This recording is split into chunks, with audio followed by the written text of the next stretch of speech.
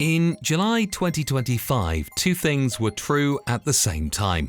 Many job seekers don't know what they're qualified for and feel that they're unqualified for jobs even that on paper look like a good fit.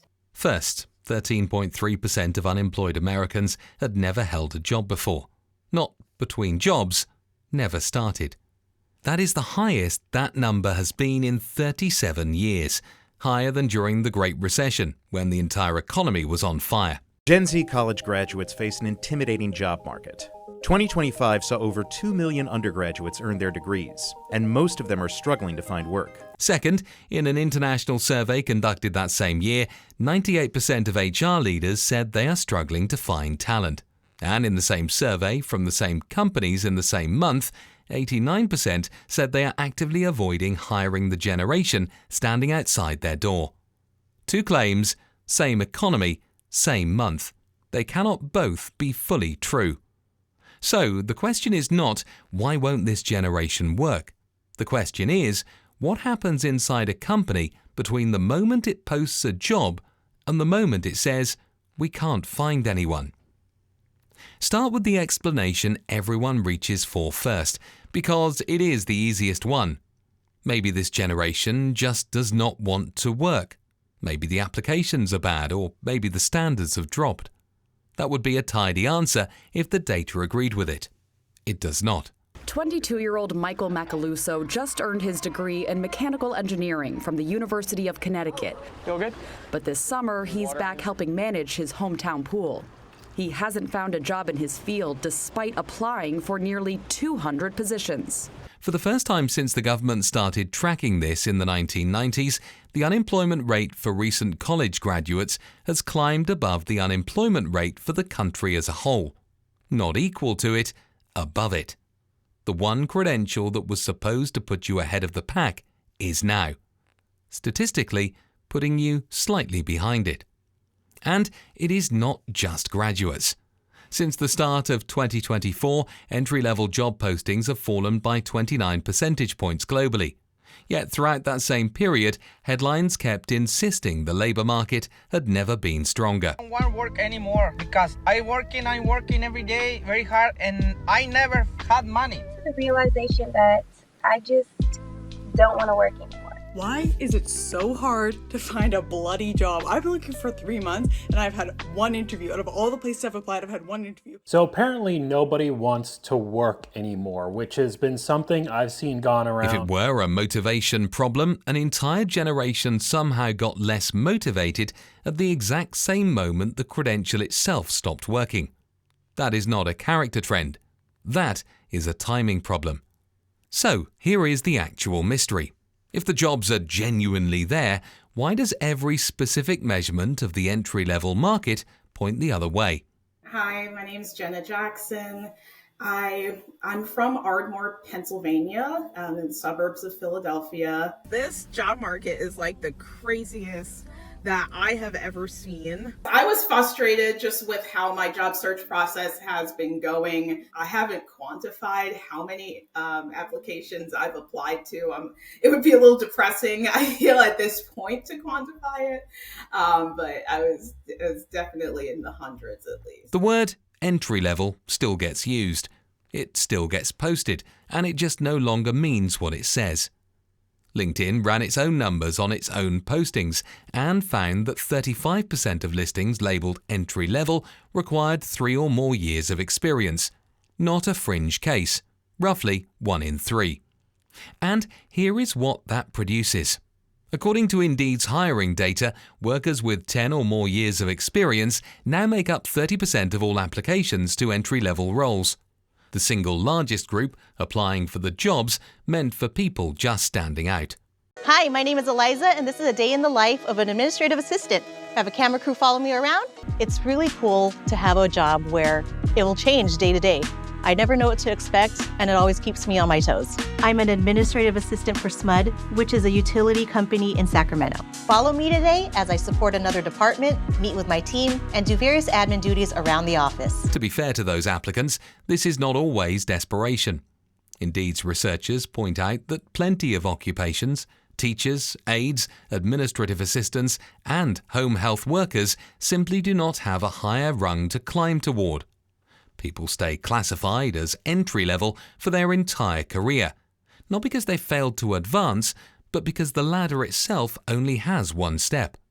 But whatever the reason, the effect on the newest workers is the same. The floor they were promised is already standing on. The word has been hollowed out. The door is still labelled and still posted, but opens to nothing. I want to give this a name because naming it is the first step to seeing it clearly. I'm going to call it the hollow door, a job listing that looks like an entry point but functions as a filter, designed to capture experienced workers at a discount while keeping actual beginners on the outside looking in.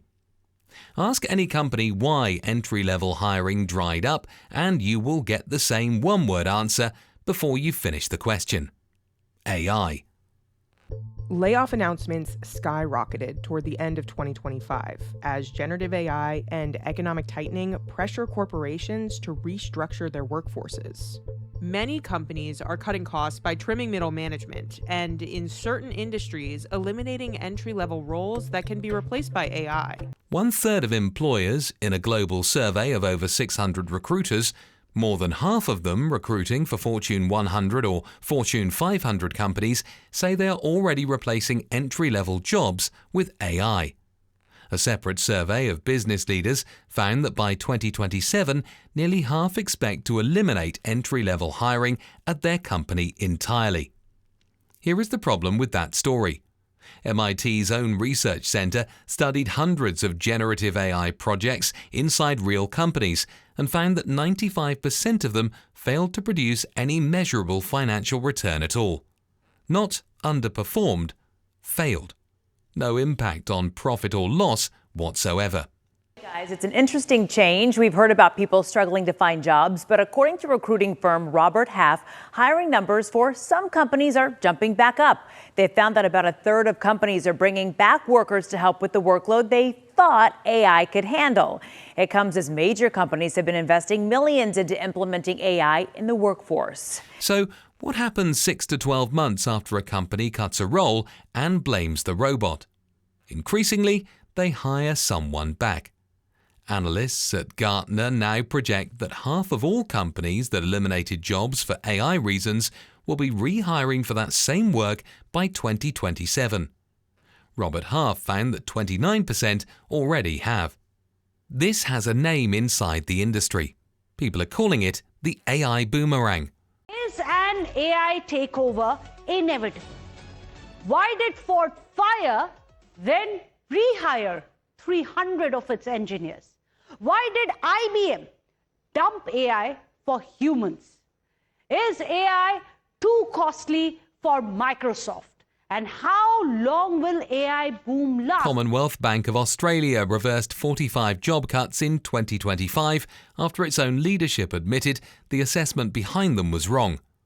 IBM is tripling its entry-level hiring across the US for 2026, specifically because its own HR chief warned that without new hires, there is no pipeline. The well dries up. Ford quietly brought back hundreds of experienced staff after AI-driven quality control failed to catch what those workers used to catch. The work did not disappear. It went through a press cycle, and then it came back, usually under a different title, usually for less. 99% of Fortune 500 companies use software to screen your resume before a human ever sees it. 88% of employers say they lose good candidates to resumes that are not built for that software. So if yours is not ATS ready, you are getting auto-rejected. And even when the job does exist, the pipeline between the applicant and the hiring manager has become its own kind of hollow door. 98.8% of Fortune 500 companies now use applicant tracking systems, software that screens and filters resumes before any human sees them. One survey found that 75% of applications are never seen by human eyes. An HR technology journalist reported that 88% of employees believe these systems actively screen out qualified applicants because their applications are not optimized for the software. Thank you for your interest in the Public Relations Coordinator position at Wiesner Baum LLP. After careful consideration, we will not be moving forward with your application at this time. We truly appreciate the time and effort you invested in applying and your interest in Wiesner-Baum. Well, thank you for that gracious rejection, Wiesner-Baum. This sounds like a job I literally just one-click applied to months ago and completely forgot about, but I appreciate you having the decorum that my Hinge matches don't. I guess my only flag on this one would be that, yes indeed, I applied to this job on March 8th and got this emailed rejection on September 4th. And upstream from the ATS, the job posting itself may no longer reflect what the actual manager asked for. Roughly 40% of US companies have outsourced much of their hiring to third-party recruitment firms, which in turn often use subcontractors and AI tools to generate postings. The requirements on the screen may be an exaggerated wish list that passed through 3 layers of interpretation before it reached you. A 2018 survey confirmed this. Applicants who met at least 50% of a posting's requirements were just as likely to get an interview as applicants who met 90%. Except the ATS does not know that. It filters on the wish list, not on reality. So what is actually happening? So Amazon's CEO was pretty direct in a message he sent to employees back in June. He basically said that generative AI is going to reduce the corporate workforce over the next few years quite significantly.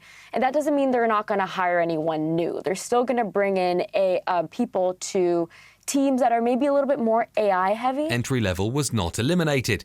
It was relabeled. The jobs still exist. The work still exists.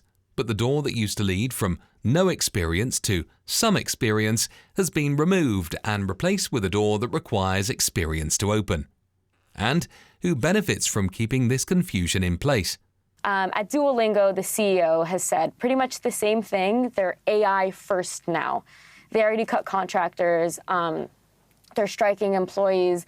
And not only that, but they're actually using AI as part of their evaluation process. So they're looking at how their employees are using AI in their day-to-day to make themselves more efficient. So it's not just enough to do your tasks well. The company now wants you to prove that you're using AI and you're thinking about how to improve the work you're doing with AI tools. According to one HR technology analyst, invoking AI lets a company send 2 flattering signals in place of 1 unflattering one. It says, we are technologically ahead of our competitors. And it says, we are willing to make hard calls. Neither signal actually requires that the AI replace anyone's job. The explanation itself is the product. The confusion is not a bug. Now, here is what that confusion costs the person sitting on the other side of it. And then there's the prefaces of, hey, like I could put you through school, but you have to sign a year of your life away to me for us to do this.